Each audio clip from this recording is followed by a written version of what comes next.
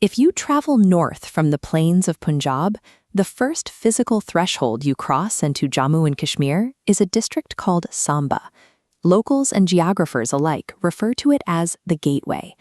This map shows the traditional boundaries of the region. Right along the lower section, sharing a direct border with Punjab, sits Samba, positioned as the entry point into the broader Kashmir territory.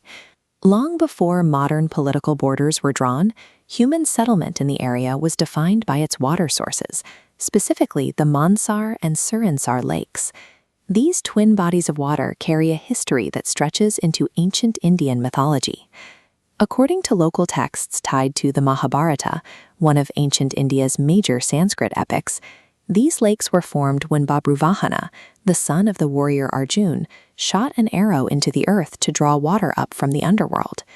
Nearby, the Devika River flows past the Pormandal temple complex. Pilgrims have traveled to this specific site for centuries, calling it Chota Kashi, or Little Kashi, in reference to the holy city on the Ganges. Long before the first stone of a fortification was laid, these rivers and lakes established this corridor as a sacred threshold. The recorded political history of the settlement begins around 1400 AD. Raja Maldev, the son of a ruler from the neighboring Lakhanpur region, arrived and settled in the area. He married into a local family to establish a permanent lineage. This union gave rise to the Lamvansi Rajputs, a clan of rulers who later became known as the Gotar dynasty, governing the immediate territory. For hundreds of years, the surrounding landscape remained fragmented. Power was split among small, independent principalities, including Balod, Mansar, and the central settlement of Samba itself. The political structure shifted between 1816 and 1822. Maharaja Gulab Singh launched a military campaign to expand the Dogra Empire, a dynasty of Hindu Rajputs, across the northern territories.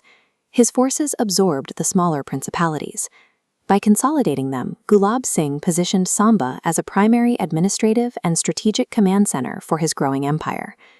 To secure this new position, the empire constructed the Samba fort. Built with high stone walls on a strategic vantage point, the structure anchored the region's new administrative and military identity. The scattered rural settlements had been reorganized. Under Dogra rule, the gateway to Kashmir became a fortified military bastion. This period of militarization embedded itself into the local culture. Today, Samba is widely known across India as the land of warriors. The district maintains a distinct sociological pattern. For generations, families here have practiced an unbroken tradition of enlisting in the National Armed Forces, passing military service down through the decades. The most prominent figure of this culture was Brigadier Rajinder Singh. A local officer, he is remembered as the savior of Kashmir for his defensive actions during the regional conflicts of 1947. During the mobilizations of the mid-20th century, Samba's local warriors were actively deployed. They provided the manpower needed to secure the newly drawn national borders. If you visit the original Samba fort today, you will find ruins and crumbling stone. Yet the military tradition it initiated remains active among the people living outside its walls. The geography of the gateway was fortified by its stone walls, but its long-term stability was maintained by the consistent enlistment of its local population. While the military managed the borders, a local industry grew within the towns. For centuries, artisans here have practiced calico printing, a method of hand-stamping designs onto woven fabrics that remains a signature trade of the district. Despite its history, Samba did not immediately gain political autonomy after India's independence.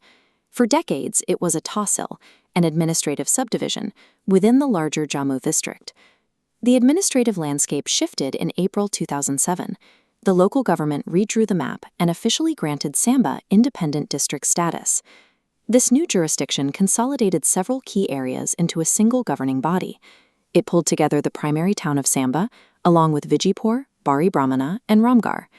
This area chart shows the rapid spike in local economic output following that consolidation, driven by the Bari Brahmana industrial estate. To move these manufactured goods, the district relies on the Jammu-Pathankot National Highway, an artery carrying industrial output nationwide.